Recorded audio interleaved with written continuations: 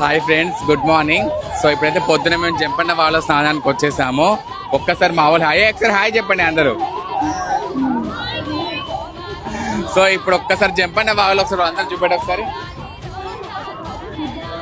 జంపన్న వాగులో ప్రతి ఒక్కరు కూడా స్నానం చేసి అమ్మవారి దర్శనం చేసుకుంటారు.